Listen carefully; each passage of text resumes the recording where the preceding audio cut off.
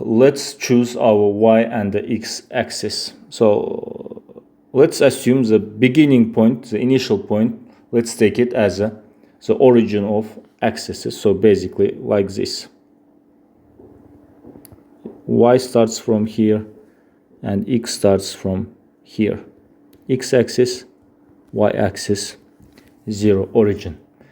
Basically, after some time, height becomes, as you see from this figure, from this diagram, height becomes 3.05 minus 2. Basically, it becomes 1.05. So let me erase this part. Height 1.05. So basically, height increases by 1.05 meters. And in horizontal direction, in x direction, it will be shifted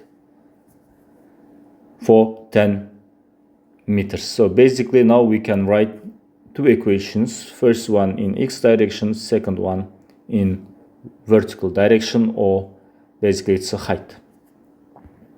Okay, let's write and let's see what we can get. So in x direction, x equal to velocity in x direction times time. As you know, in x direction there is no any acceleration. We are ignoring all forces in horizontal direction. And you know that velocity in horizontal direction equal to initial velocity, which is v0, which is unknown for now, times cosine alpha, angle is 40 degrees, times time.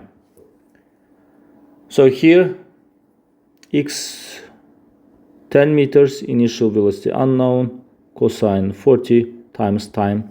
Time is also unknown for now. So basically this equation is not enough. So we have one equation but two unknowns, initial velocity v0 and the time. It means we need one more equation. So let me number this one, the first equation. So we need to come up with the second equation. So second equation will be related to the height, and height equal to initial velocity times sine alpha. Basically this is the initial velocity in vertical direction, in y direction, times time minus 1/2 gt square. So height becomes 1.05. So basically height increases by 1.05. This is not height from the ground. Be careful. This is a height starting from the origin, from zero height, which is 2 meters above the ground, basically. Initial velocity unknown, sine 40, time unknown, minus 1/2 10 times time square. So 1.05 equal to v0 sine 40 times time minus 10/2 5 t square. This is our second equation. So we have two equations, two unknowns, time and the v0. Logically, in terms of mass, we can solve these problems. Two unknowns, two equations. First is just totally mass.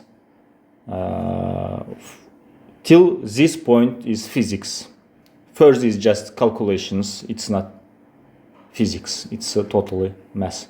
So it's important to be able to write these two equations. This part is physics.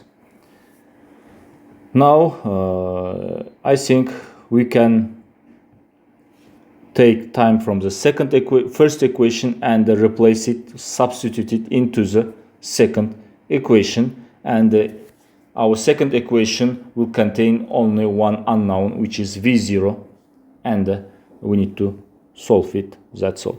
Okay, let's continue.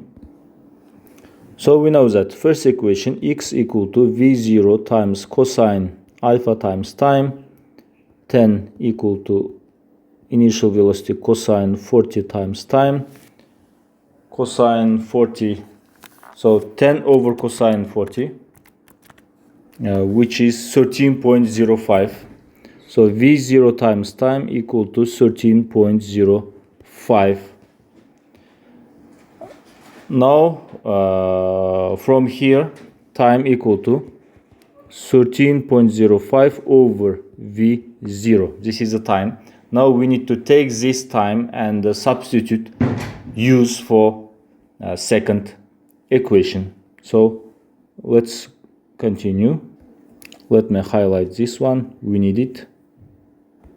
Second equation, height, initial velocity, sine alpha, time minus 1 over 2 gt square. Height 1.05, v0 times sine 40, time minus 5t square.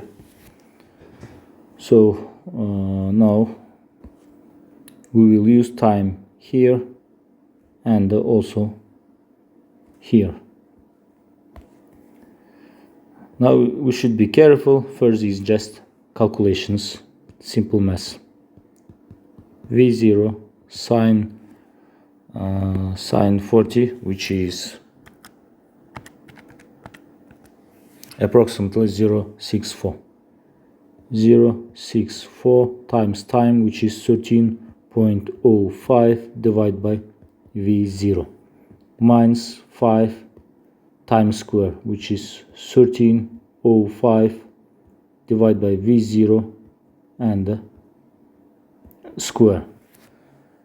As you see, we can cancel velocities at this point. Here, now let's continue. So 1.05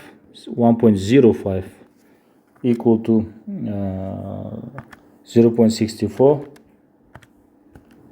times 13.05, which is 8.38, minus 13.05 square times 5, which is 851, 851, sorry, 0.51 divided by v0 square. So after simple math, we can say that 7.37 equal to 851.51 divided by v0 square. So from here, v0 square equal to 851.51 divided by 7.33, which is 116.16 approximately. So further, v0 equal to square root 116.16, approximately it will be equal to 10.77 meter per second. This is a final answer. Initial velocity should be 10.77 approximately.